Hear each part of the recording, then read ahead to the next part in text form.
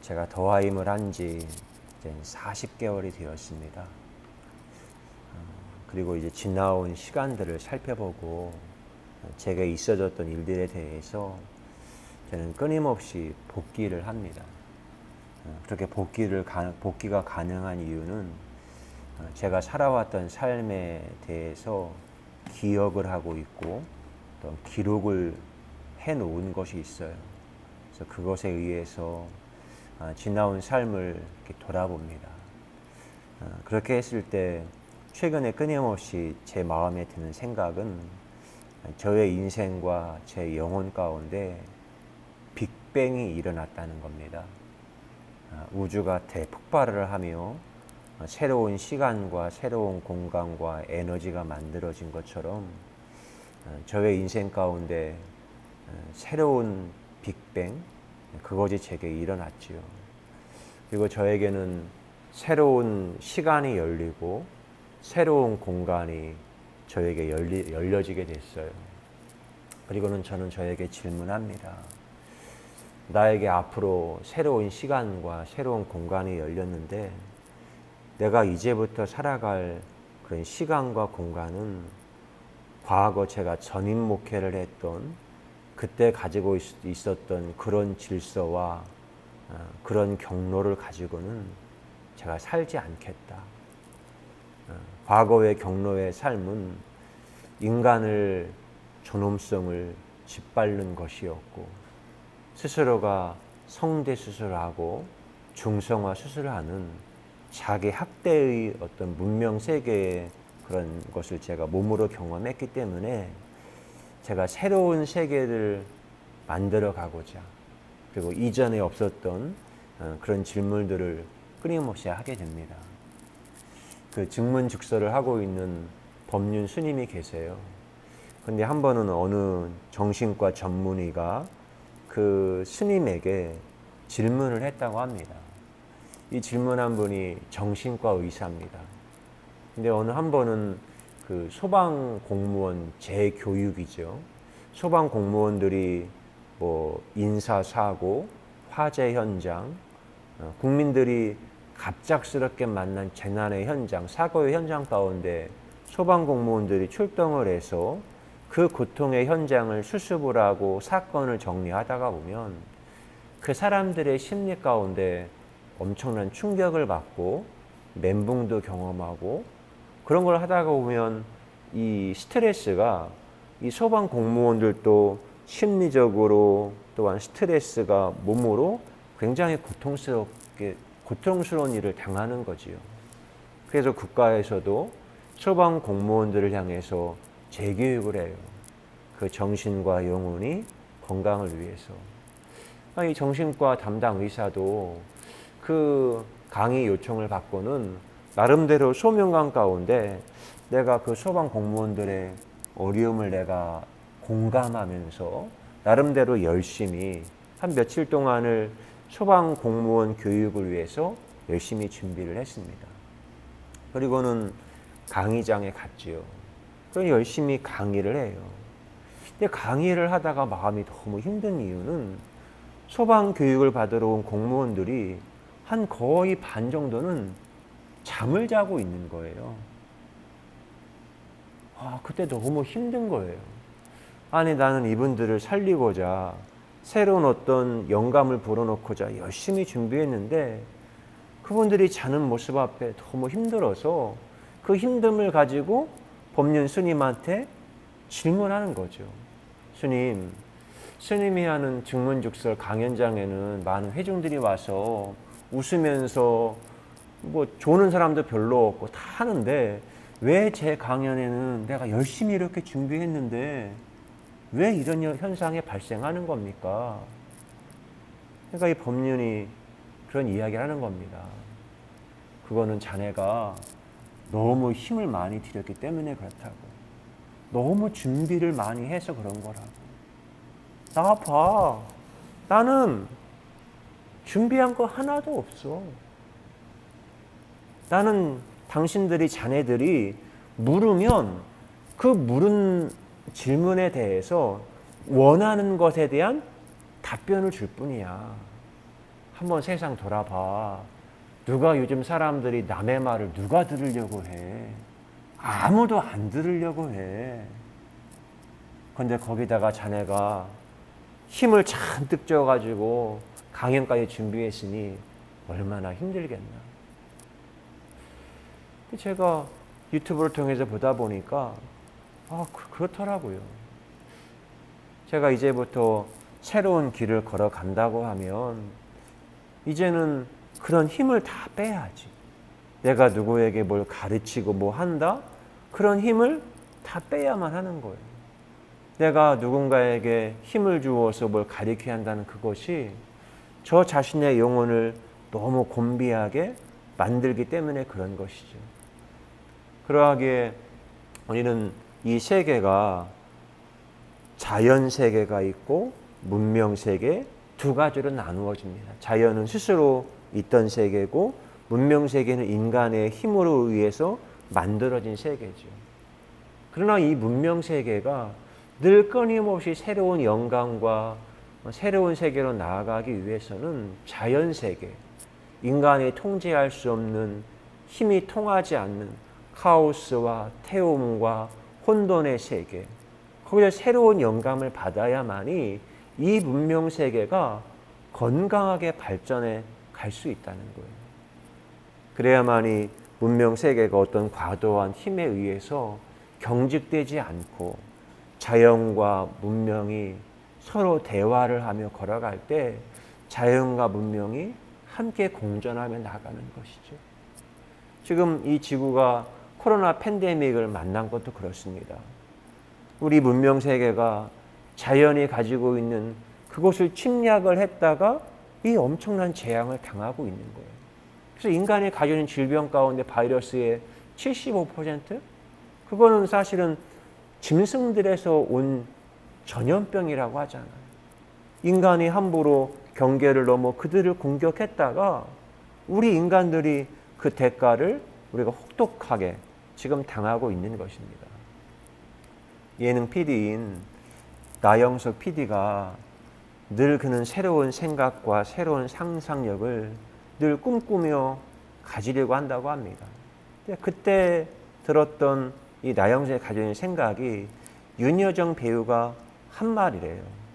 나 PD도 실패를 해야 새로운 길이 열릴 텐데. 실패를 해야 새로운 길이 열릴 텐데. 그걸 하고 보니까 우리 인생의 실패라는 것이 태움이거든요. 카오스, 혼돈의 상황에 빠지는 거예요. 내가 기존에 가지게 된 생각 가운데 이것이 붕괴가 되어지며 혼돈의 상황에 빠지는 거예요. 근데 오히려 역설로 그 혼돈의 상황에 빠지게 될 때 기존에 가지고 있지 못했던 새로운 질문, 새로운 호기심, 새로운 곳엔 탐구열, 그런 것들이 태움의 상황에, 카오스의 상황에서 그런 것들이 생긴다는 겁니다. 예술가 화가 가운데 엄정순이라는 화가분이 계세요. 그분은 의도적으로 불편한 안경, 이 안경의 프레임에다가 구슬을 엮어서 안경을 만들고 그 구슬이 그 눈동자를 가리우게 만들었어요. 그렇게 되면 이 눈동자가 어느 사물에 초점을 맞추기가 힘들고 세상이 몽실몽실하게 보인다는 겁니다. 그리고 내 몸이 불편할 때 내가 익숙하던 방식으로 세상을 보지 않고 내 시력이 좀 불편함을 경험할 때 이전에 보지 못했던 새로운 시선과 관점이 그때 생긴다는 겁니다. 그리고는 이 엄정순 화가가 했던 하나의 일이 자원봉사로 맹학교, 시각장애우들이 다니는 학교에 가서 20년을 봉사했대요. 그러니까 20년을 했다는 것은 그냥 동정심이 아니죠. 자기도 예술가로서 무엇인가 창조적인 영감을 끊임없이 에너지를 공급받았기 때문에 20년을 가서 미술교사로 봉사할 수 있었던 것 아니겠습니까? 그리고는 내가 앞을 보지 못하는 시각장애우들에게 내가 어떻게 미술을 가르칠까? 처음에는 좀 이상한 눈초리로 그런 시선들을 견디는 것도 너무 힘들었죠.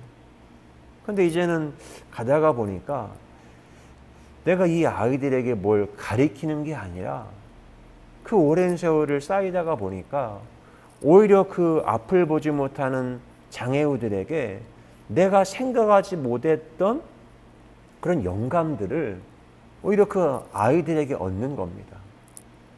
그리고는 세상에 없던 질문을 한다는 거죠. 본다는 게 뭐지? 나는 눈으로 보고 있잖아. 그런데 이 장애우들은 시각으로 보지 못하잖아. 본다는 게 뭐지? 그리고 보지 못한다는 것은 무엇일까? 그리고는 맹학교에서 인천 차이나타운 그 곳과 자유공원까지 이르는 그 인천역에서 내려서 올라가는 차이나타운과 자유공원까지 그곳을 소풍을 가게 되었다고 합니다. 그 보호자들이 장애우 한 사람을 케어해 가면서 그리고는 그 소풍 갔던 그 경험을 가지고 그림을 그렸죠. 그때 한 학생이 수없이 많은 계단을 그림을 그린 거예요. 그때가 무더운 초여름 6월 달이었다고 하거든요. 지금 아마 요맘때지요. 근데 그때 이 엄정순 화가에게 마음의 충격이 와요. 아, 그렇구나. 이 아이들은 세상을 보는 게 몸으로 보고 있구나. 몸으로. 자기가 몸으로 끊임없이 걸었던 그 언덕길, 그것을 몸으로 세상을 보고 있구나. 파블로 피카소가 이런 말을 했습니다. 그림은 앞이 보이지 않는 자가 하는 일이다. 그는 본 것만 그리는 것이 아니라 기억과 느낌을 표현한다. 자기 몸의 기억을 그림으로 스케치하며 표현하는 거죠. 저는 제가 이 자영업 더하임을 하면서 제가 몸으로 경험한 기억들, 그것들이 있어요. 그 중에 제가 가장 놀라운 것은 그동안 제 영혼이 너무나 많이 경직되어 있었고 힘이 들어가 있었고 굳어 있었구나. 그걸 이제서 봐요. 제가 몸으로 노동을 하며 땀을 흘립니다. 근데 그 일에 제가 몰입이 돼요. 재미도 있고 사랑과 자유 가운데 이 일을 하고 있고 땀을 흘리며 제 영혼이, 제 몸이 맑아지고 밝아지고 그렇게 하다가 보니까 오늘 말씀이 생각나죠. 수고하고 무거운 짐진 자들아 다 내게로 오라. 내가 너희를 쉬게 하리라. 나는 마음이 온유하고 겸손하니 나의 멍에를 메고 내게 배우라. 그리하면 너희 마음이 쉼을 얻으리니 이는 내 멍에는 쉽고 내 짐은 가벼움이라. 주님과 함께하는 이 일이 너무 즐거워요. 때로는 그런 생각부터 나는 자영업 체질인가? 손님이 오면 일하고 손님이 떠나시면 매장에 계시면 공부하고 그리고 일을 정말 하기 싫으면 뭐 가게 문 닫으면 되고 직장이라는 것은 매여 있기 때문에 내가 가기 싫어도 출근해야 되고 하기 싫은 일도 주어지면 그 일을 감당해야만 하고 자영업은 제가 그냥 하고 싶을 때 하고 하기 싫으면 닫으면 되고 저희 지방에서 목회자 건강검진을 여의도에 있는 한 건강검진 센터로 단체로 차를 이용해서 갔다 온 적이 있습니다. 근데 그곳에 갔다가 이제 뭐 수면 내시경도 하고 그 약도 처방 받으니까 올 때는 오랜 시간 와야 하니까 몸도 힘들고 어렵더라고요. 근데 그날이 때마침 금요일이었어요. 교회는 금요일이 되면 금요 기도회도 있고 심야 기도회가 있잖아요.